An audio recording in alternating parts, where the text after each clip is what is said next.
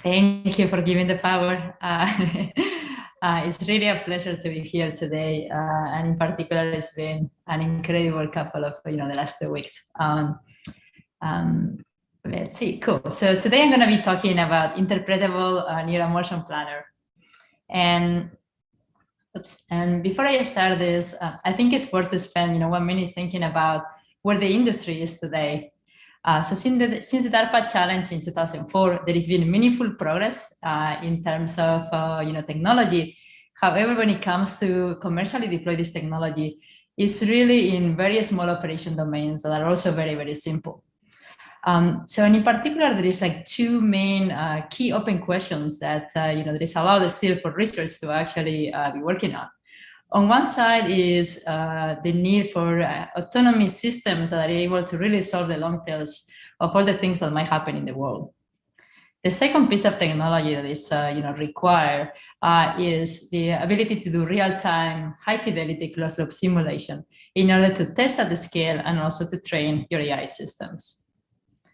Waabi is providing breakthrough technology for these two open problems. And in particular, we are doing an AI-first approach and you will see a little bit of some of the I guess technology that we have built in the past in this direction today. But basically, we are building an AI-first approach that is interpretable, is end-to-end trainable, is explainable, and can through complex reasoning can solve the long tails. We also have a breakthrough closed-loop simulator with an unprecedented level of fidelity that works in real time. And it really allows us to test at the scale, regular scenarios, as well as scenarios that are, the long tails of the rare events. Now, in terms of the use case, the first use case that, we're going to be pursuing for our technology, we're going to start with long-haul tracking, which makes a lot of sense because there is a chronic shortage of drivers and there is also, pervasive safety issues. It's actually considered to be one of the most dangerous professions in North America if you're a truck driver. So there is a lot that this technology can really provide. On top of this, if you think about highway driving, it's actually more simple to solve than compared to driving in our cities, where the complexity of the world is much higher. Right? That doesn't mean that it's a super easy problem to solve, but it's definitely the first one that we're going to start with. Now, the other thing that we announced last week was that our Series A, after I guess on our 3-month anniversary of the company, we launched it publicly, and we announced a set of incredible investors that they're the best in class in terms of deep technology, logistics, as well as the thriving Canadian ecosystem. And we announced, one of the largest Series A in Canadian history. So we have offices in Toronto as well as San Francisco. And if you're excited about solving self-driving and you want to do it with technology of 2021, this is the place for you. So please, apply. We have plenty of openings, more than 30 or so right now in our website. Okay, so I hope to see you all there. I think there is many incredible things that we can do together. All right, let's go back now to the, I guess, the topic of the workshop. And let me start by, talking a little bit about how traditional approaches to self-driving work. Right, so typically, and this is what you will see typically in industry, right? So you have the vehicle that senses the environment. This is seen from the top here. And basically, the first thing that, typically every self-driving vehicle does is that you localize with precision of a few centimeters. And the idea of doing this is that you want to be able to import your high-definition maps that tell you a lot about the environment before you even see anything. Then basically the perception system is going to tell you, where are the objects and things. It's going to perceive things, around the vehicle. Then you're going to predict the motion of the actors into the next few seconds, and you're going to use all this information in order to, plan a safe maneuver that is comfortable to arrive towards your goal. Right, and this is something that you repeat every fraction of a second. Now, if you think about this traditional software stack, there is a couple of advantages, but also there is some issues. This system is actually interpretable, and it's very easy to incorporate prior knowledge, right? So that's great, right? Engineers can actually, for example, tune the cost of the motion planner in order to reflect their intuitions about the task of driving. However, if you look at how this is typically deployed or work on in industry, you're going to have teams of hundreds of people in some of the companies, even more than 1,000, working in this piece of software, right? So you end up with teams that work in silos in small pieces, and there is not really a holistic view into how to solve this task, as a single system, which is extremely important to do for such a complicated task as self-driving. Furthermore, typically the software stacks, don't look as pretty as just a few bounding boxes, a few, modular functions, as I was showing you here. Instead, it's an extremely complicated system where, every time that there is an issue on the road, basically there is yet one more module that tackles one specific thing, and it looks more like an if-else statement than anything else. Also, the fact that there is no ability to train this end-to-end, you end up basically with very little interfaces between the different models. And as a consequence, if you have a mistake, it's very hard to actually reason about it or be able to correct this mistake. Instead, you have this cascading issue as you go through the software stack, right? And engineers typically are pretty, unhappy because developer productivity is very low because there is no automation.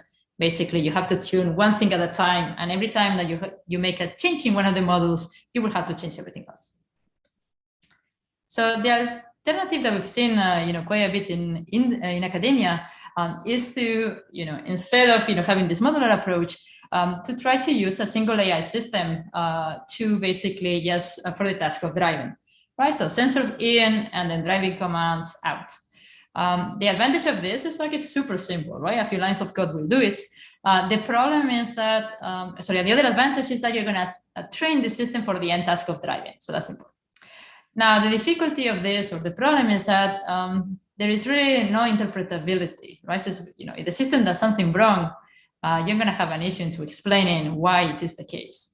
Also, it's very difficult to incorporate prior knowledge, and the assumption is that you're going to observe, you're going to have data for all the things that might happen, and then basically you will learn from it. But as we know, it's potentially unethical to collect data where you have near-like or accidents, right? So this is not a solution either. So the type of technology that we've been developing, and we continue to go into the next generation now at Waabi, is something that inherits the advantage of these two approaches without inherently the disadvantage. In particular, it's going to be modular. You're going to be able to incorporate your prior knowledge, and it's going to be interpretable, so that at every point in time, we can explain why the system actually decided to do a particular maneuver. However, it's going to be end-to-end trainable, right? So you have all these advantages of being able to have more complex functions. Even, for example, when you're doing the motion planner module, you can actually get access to raw sensor data, which is, potentially very, very important to not have these cascading mistakes, right? So this is, a new family of models that actually is, very, very, very interesting from a modeling perspective, and at the same time, actually, they work remarkably well. All right, so today I'm going to talk a lot about two generations, the latest two generations. But before, I'm going to show you the first that we built in order to motivate what they need for a different one. Right. So I guess Neural Motion Planner was the first generation that we showed CVPR a couple of years ago, where the idea is that you're going to use the raw sensor data. So whether it's LiDAR or, you can also fuse multiple sources like cameras, radar, etc. And we're also going to use the maps, and then you can use, rasterizations or graph representations, whatever your favorite is.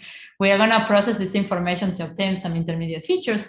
And then basically our first generation was treating this problem as a multitask problem, where we're going to detect the objects of interest. We're going to predict, sorry about that. We're going to predict their motion into the future. And at the same time, if my computer wants to work, which doesn't look like, and at the same time, we are also going to predict a non-parametric volume, where it basically represents what is the cost for the self-driving vehicle to be at every point in time in space and time, okay? Such that planning can be done very, very simple by doing a forward pass to obtain all this different information. And then basically we sample a very large collection of physically realizable trajectories. And then we can simply evaluate these trajectories or cost these trajectories by indexing in the cost volume at the appropriate location in terms of space and time, right? We can sum this up, do a minimum operation, and basically the solution for every frame will be just the argmin of this. Right? So this is something that you can do on GPU super efficiently. So showing you just a video of this, it also worked remarkably well. And so here you're gonna see how we are gonna detect the objects of interest, predict into the future, right? And this, I'm gonna showcase the volume here with basically colors indicated time. And the volume is 3-dimensional, so I'm gonna project it into 2 dimensions so that you can actually see something. And I'm only gonna show you the areas of low cost, okay? So that you get a sense of what the self-driving vehicle is actually thinking. Okay, so you see that it produces multimodal possibilities, understands the notion of changing lanes and staying on the lane. It understands, that you can turn, that you should slow down. If somebody cuts in front of you, that potentially you can change lanes as well. Right, so it does all these complex behaviors directly from data without any hard coding of any of these behaviors, which you will typically see in planners. Now, I say that I wanted to talk to this to motivate the next approach. And in particular, we've seen a lot of work in the self-driving literature that the perception model does object detection.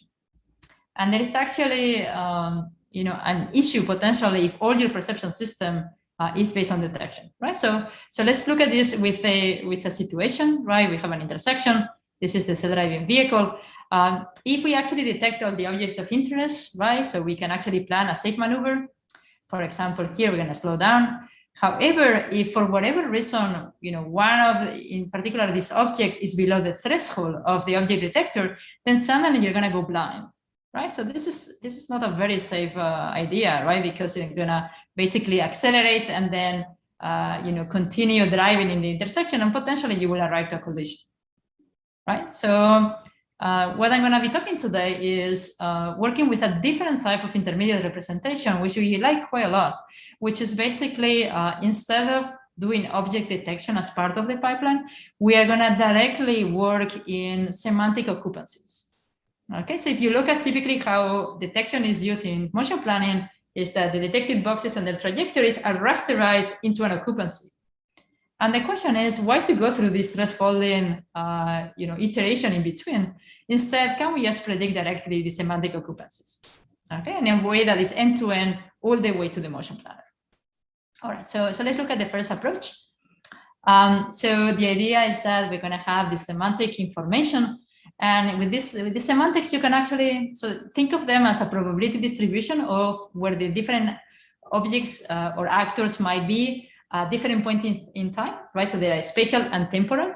And temporal here is the prediction horizon, which is, how much in advance are you predicting how everybody's going to move in the future? And what is interesting is that we have, different layers of this prediction for every type of class of interest, right? Whether it's pedestrians, whether it's bikes, whether it's vehicles, you can also have an additional class, which is everything else, so that you handle all the open set things as well. And in this case, they're not mutually exclusive. And the reason why is that, potentially a pedestrian might actually be riding a bike or might enter a vehicle, etc., right? Or a bike can be on top of the vehicle. Also, what is also interesting of this representation is that we have a very fine-grained sort of semantics within the classes. We reason about occlusion a lot because it's important to slow down if you don't see well. So we want to handle that kind of behavior. And also, things like whether they are in conflicting lane on our route, etc., will also, depending on whether we see things in these different semantics, right, we will actually act differently. So the way that we are going to estimate the semantic occupancies is going to be, again, very simple. We're going to have, our sensor configuration, sensor data. Again, you can use your cameras, you can use your radar, whatever, all set of sensors here. You have your map. We are going to basically, process this through a neural network. And then we're going to basically produce some intermediate features from which a recurrent neural net is going to estimate the predictions into the future one timestamp at a time. Okay, and this is important in order to try to get some level of consistency in your occupancies versus just predicting all the different timestamps into the future at once. Okay, so then basically this semantic occupancy is going to be used by the motion planner as well as the map itself. And we're going to use a sampling-based motion planner. It's something that we actually like a lot in the lab. It's a, it's a great type of planner that is actually really easy to work with, and it's very amenable to learning as well.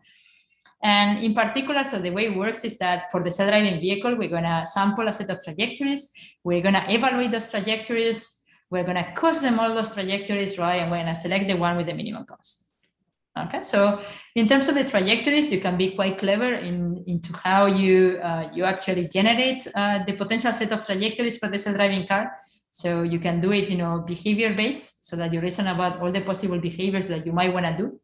And also to be super map aware, so that with a relatively small number of samples of these trajectories, say from 1,000 to 10,000, something like this, you can actually have a super dense, set of trajectories from which to choose. And this is, key if you don't want to use a continuous planner after the discrete planner. All right, and then we're going to evaluate these trajectories with, some cost function, which is a sum of costs that basically represent things like, based on our semantic occupancies, we want to avoid occupied regions. We want to drive comfortably, right? You don't want to zigzag around, so minimize jerk, things like this. You want to follow the route because you're going from A to B. You're not just driving around the world randomly.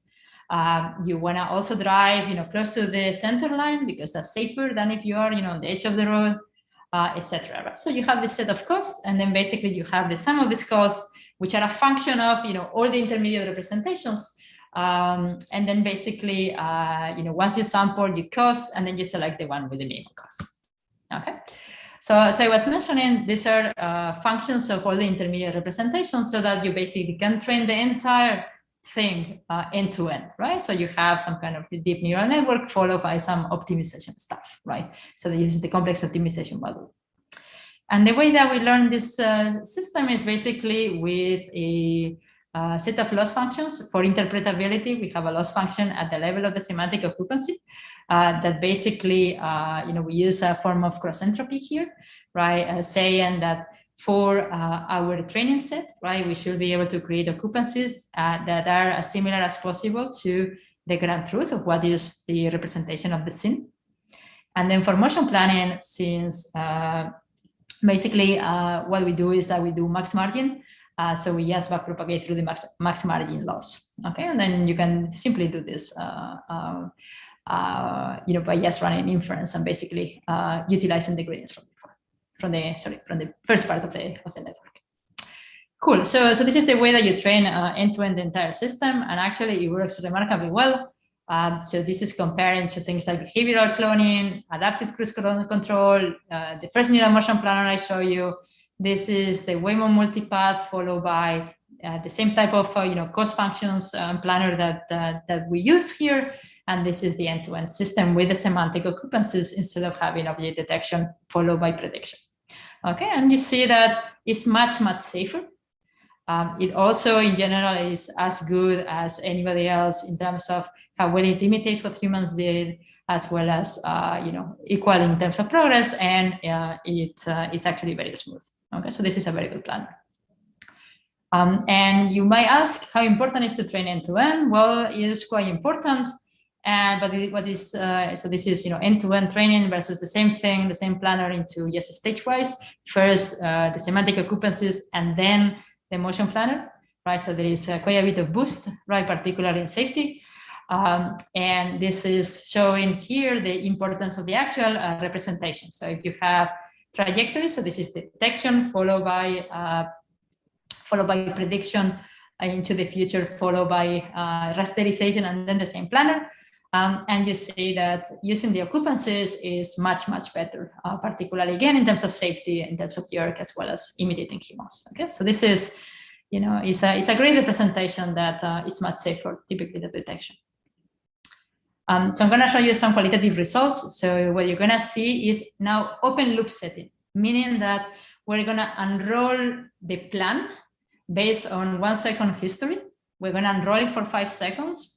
And we're not gonna reuse the observations to recorrect that plan, okay? And just wanna show you how good the full horizon of the planner is.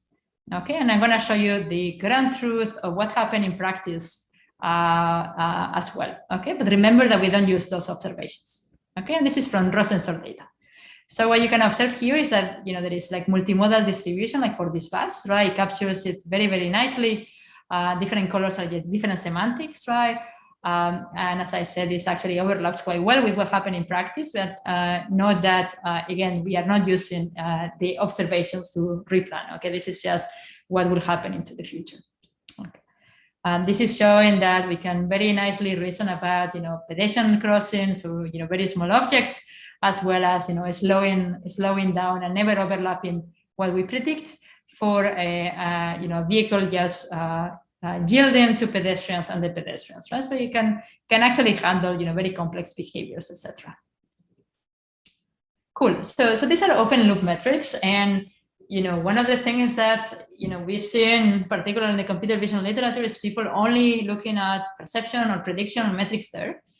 So going to the end to motion planning is a big step forward, but open loop is not sufficient, right? Just predicting what I will be doing, and then just the next frame will be my ground truth of my trajectory is not sufficient to understand whether I'm gonna do well if I actually put this system to be on a real self-driving car and I say yes, drive around.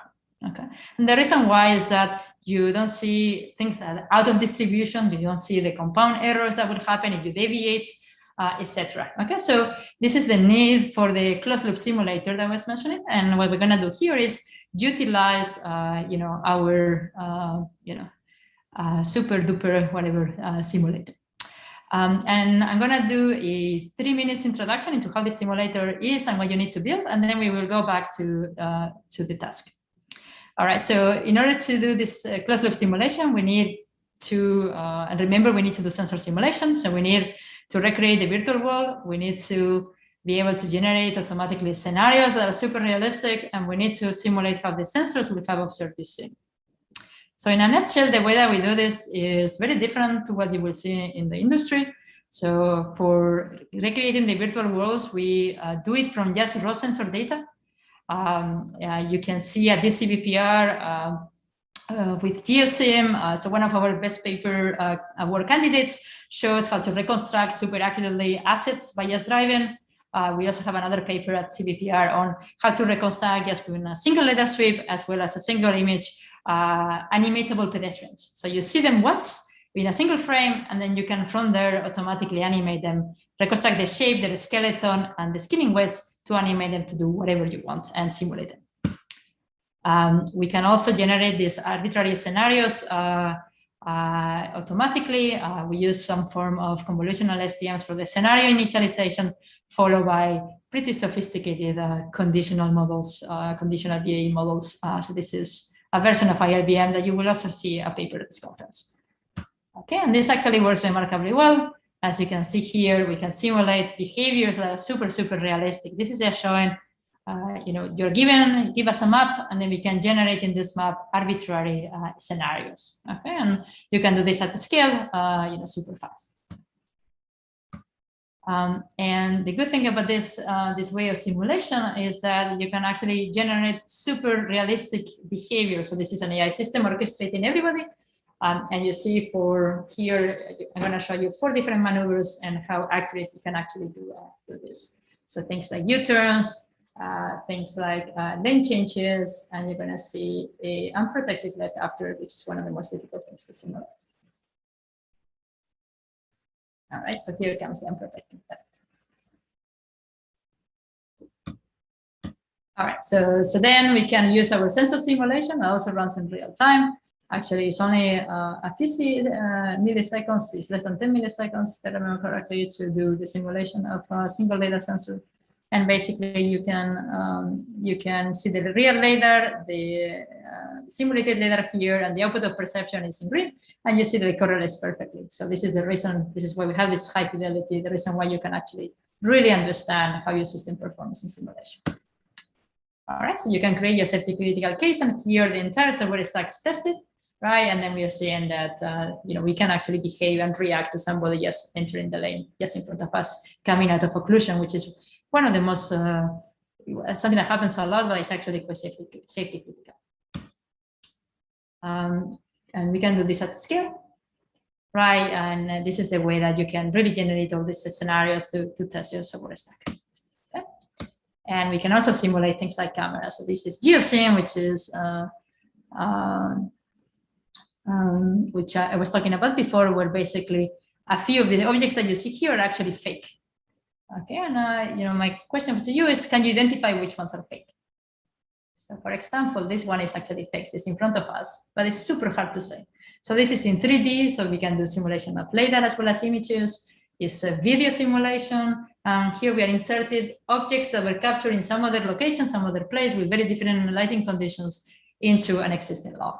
Okay, so and we can, you know, simulate, you know, again, very realistic behaviors and, you know, multiple cameras at once in a way that is consistent. Okay, so this gives us an incredibly powerful simulator in order to really test and train our software stack. All right, so the way that this will work for testing now is that you know, we have some observations from the simulator, right? Which is, in this case, we're gonna do the experiments here with LiDAR. The autonomy stack reacts. They're gonna upload, and the actors react to us and to themselves. We're gonna update the world state, and then we're gonna resimulate for the next frame. Okay. And oops, sorry about that. And this is showing results for, now we're going back to the neural motion planner that I explained before. And then one of the things that we can see is that in open loop, the differences are even bigger, right? So this is again sort of the Waymo style multipath followed by a planner, which is the same kind of planner as we use here, versus these representations and end-to-end trained system. And you see that it's a gigantic difference in terms of the safety. Okay, so it's super, super important that you test in closed loop simulation, because this kind of thing, you will not see the difference if the only thing that you pass is the trajectories that the car have driven before.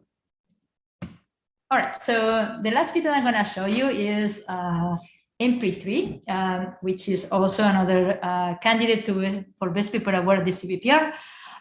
And the idea of MP3 is actually quite simple, and is that if you think about, you know, these neural motion planners that I was showing you before, we use maps, right? So we assume we can localize super precisely, and then we can use this to estimate where we are. And you know, this, you know, sometimes the localization might fail or the maps might not be up to date. So now what we're gonna do is have a neural motion planner that really works much more like how humans drive.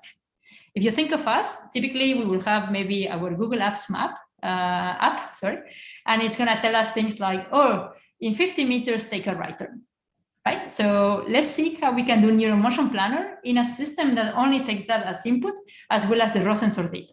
So there is no maps given to us a priori. Okay, so this is much more scalable. We can use this if localization fails, etc., etc.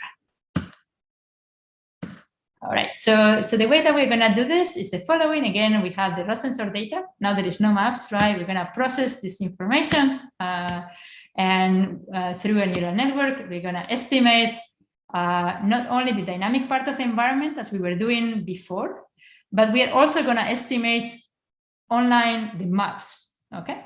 And we're gonna use this information together with the high-level commands, like keep straight, turn right in 50 meters, to basically route and perform the entire motion planner, okay? And basically decide on what the self-driving car should be doing, right? So very, very, you know, similar sort of in terms of the inputs of how a human will actually do. All right, so let's look at the scene representations, and then we will look at the plan. If my computer wants to work, thank you. So in terms of the semantic representations, now they're gonna be enhanced. So we have drivable area, we have intersections that we predict, reachable lanes. We need to understand where we can drive that is not the opposite direction or things like this online, right? This is actually quite difficult. And also we have some sort of notion of orientation that is gonna help us. Then dynamic objects like occupancy, as well as a motion field.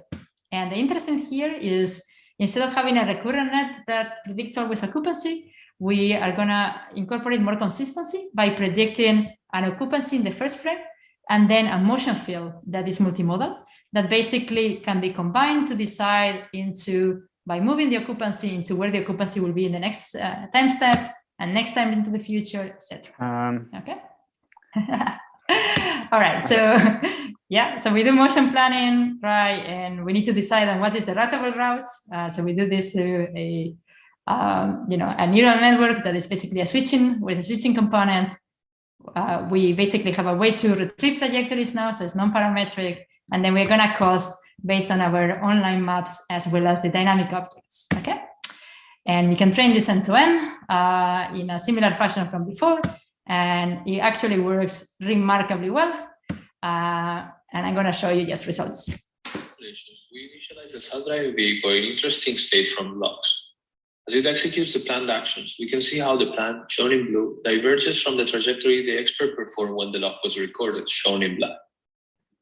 Here, we showcase an interesting scenario where the self-driving vehicle exhibits cautious behavior around fast-moving traffic, similarly to what the expert driver did. In this other scenario, we first highlight the accurate route prediction for a left turn in an atypical map topology. As the other cars pass by, our model shows more cautiousness of the expert driver when yielding to them. So this is a good thing, right? To be cautious. At the core of safety in a self-driving vehicle is the behavior around heavily occluded pedestrians. In this example, we can see our model safely predicts a pedestrian in between cars might jaywalk, and we reduce speed accordingly. MP3 can also navigate a heavily crowded 5-way intersection with an atypical topology by driving cautiously. Finally, we can see how it yields to pedestrians at the crosswalk. Cool. So just to summarize, so we show how with New Motion Planner we can go from raw sensor data all the way to the decision making of the self-driving vehicle. How these dense representations instead of detection is actually a much better representation that is much safer. And finally, I show you how to basically drive without a map. So this is all for me today. Come join us if you're excited about solving self-driving and how to change the world with it. Thank you.